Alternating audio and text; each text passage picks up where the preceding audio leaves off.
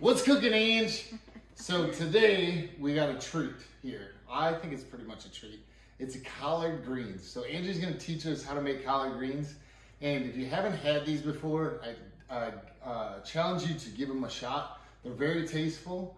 And we had some good success with some people that don't really like greens over Easter and over the weekend enjoying them. So give these a try. What do we got, Ange? So this is our third time we've made these now in 8 days. Okay, so that's another lesson. That's another lesson is to make health and fitness and to make eating easy. You get into routines and you do the same shit over and over and over again, okay? Yep. That's the thing, is being successful at things like this is not glamorous.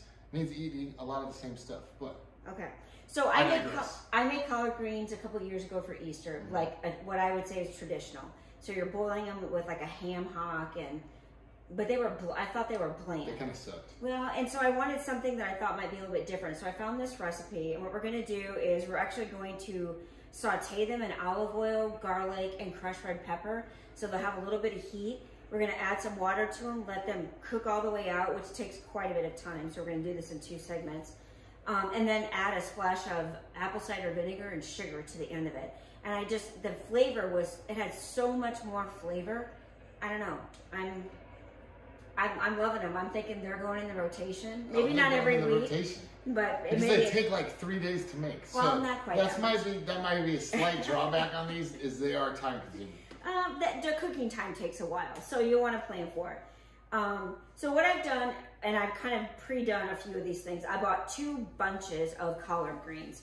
So they're big flat leaves like this. I just rinse them off and then dry them. You want to definitely have them dry because I'm going to put them in hot oil, and if they're wet, they're going to pop up and everything. So I've already done a bunch of these, but I wanted to show you. There's a very dense rib around the middle of this collard green. What I do is I find where it seems to be pliable, and I just break it off, and then I just tear down the stem, throw the stem away, which I have a whole sink full here, so I've got a couple. You can cook the stems, they're just very tough, and they're gonna have to cook a long time to get tender. So then I kind of roll it up to make it easier to cut, and I cut them in about 3/4 to 1 inch strips, just like this. And then all I do is take a cut right down the middle. And the reason is that way when you go to, okay, so now we're kind of over here at the stove. I've got a large saucepan with about 1/3 cup of oil, and I've got it on a medium heat. So what I'm gonna do is I'm gonna add and I'll put this in the actual recipe, but I'm adding some crushed red pepper, and then I'm gonna add just a little bit of minced garlic.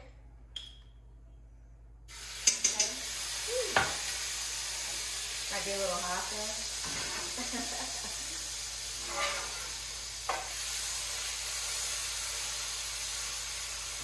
So don't have your fire quite so hot, or don't let it sit quite so long, because it will definitely mess up your stove. And then what I'm going to do is I'm going to add these collard greens by bunches or handfuls, and I'm just going to sit here and I'm going to saute them until they start to wilt.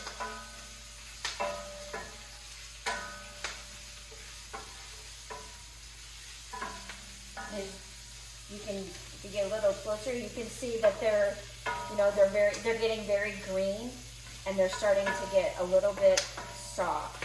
So then I'm going to add the next bunch. You don't want to add them all at the same time, otherwise you're going to have some that don't get green at all, or that don't wilt at all before you add the liquid. So all I'm going to do is I'm going to sit here and just toss these. It's probably going to take a couple minutes to get them all wilted out. And then once I get them all wilted, I'm going to add some water to it, and then I'm going to cover it, and then it's just going to simmer for like an hour.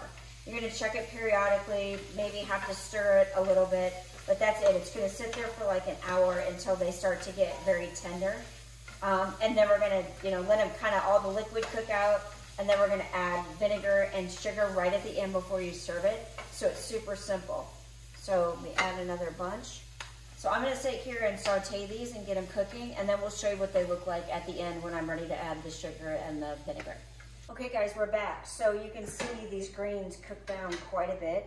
And actually it took less than an hour. I would say it's probably closer to 40 minutes. I just shut it off just as I'm trying to get the rest of dinner ready. And so now I'm kind of reheating it.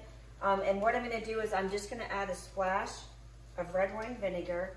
And the reason for this, it's just gonna give it another kind of dimension of flavor. And it doesn't take a lot, a couple of teaspoons maybe. And then we're gonna just add in maybe about a teaspoon of sugar, some salt and pepper, and then just kind of stir this up. Maybe for like a minute, I would just saute it so that that sugar can dissolve. The vinegar can kind of meld in with all the flavors. But you can see those 2 bunches of collard greens, Nick and I will probably eat this whole thing tonight. The one thing I neglected to mention earlier is collard greens are very high in potassium.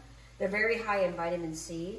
Not a lot of calories, although we did add olive oil to this, but in many cases, when you're eating things that are very green, like spinach, collard greens, you need some amount of fat in order for your body to be able to absorb all the nutrients you're gonna get out of those.